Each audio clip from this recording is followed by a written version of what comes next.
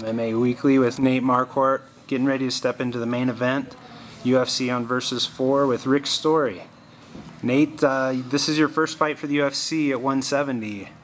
You were one of the bigger guys at 185. I don't think anybody would have called you a small 185. Why 170? Why now? It has everything to do with how I feel. You know, for my last fight, I was walking around quite a bit lighter, and I just felt way better. I felt better in practice. I felt better after practice. I felt quicker, better stamina, and this camp's been even more so. I feel I'm just as strong. I haven't lost any strength, and my speed's gone up, my power's gone up, and I feel really good. I feel very confident. Was this something that was just came from your last training camp, or was it something you thought about for a while? Or? Nah, honestly, I hadn't really thought about it too much. You know, I had pretty good success in the middleweight division, and you know, my last fight, like I said, I was walking around lighter, and George had asked me. He's like, "Man, what are you walking around at?" And I told him, and he's like, "Man, you should cut down to 70." He said, "You feel good and everything." So talked to my coaches when I got back home, and we all agreed that it was going to be a good decision for me, for my career, and just you know, for my body. Well, so that answers the next question partially. Is have you talked to George about it? Because obviously, you know, coming in down from 185 where you were at, you were one of the top guys in the world at 185. You're not going to be starting over at 170, really. I mean, yeah. You come in and start winning right away with somebody the caliber of Rick Story. You're going to be right again in the mix at 170. Is that something that you and George have discussed at all, or?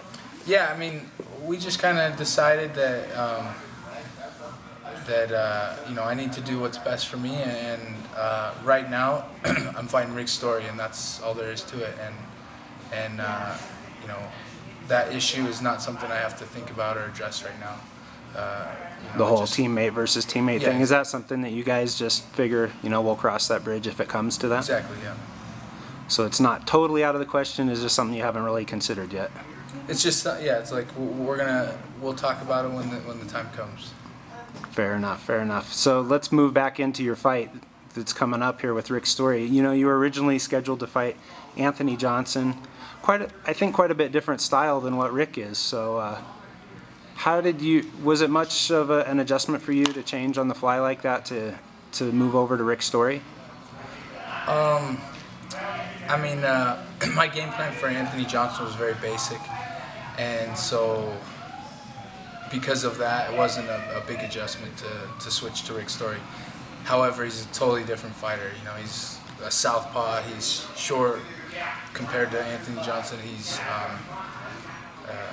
you know, he's stockier. He uses wrestling more, and you know, he's more of a boxer brawler rather than Anthony's more of like a kickboxer.